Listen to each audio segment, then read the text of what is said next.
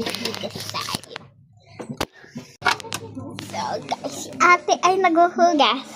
Ako ay nanonood sa kanya kasi papasama siya.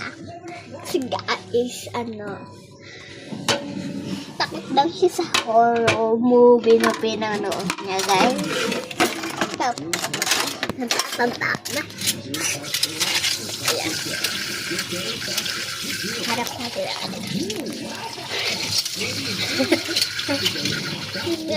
Ati. Hindi kami kabira, guys. Si Ati.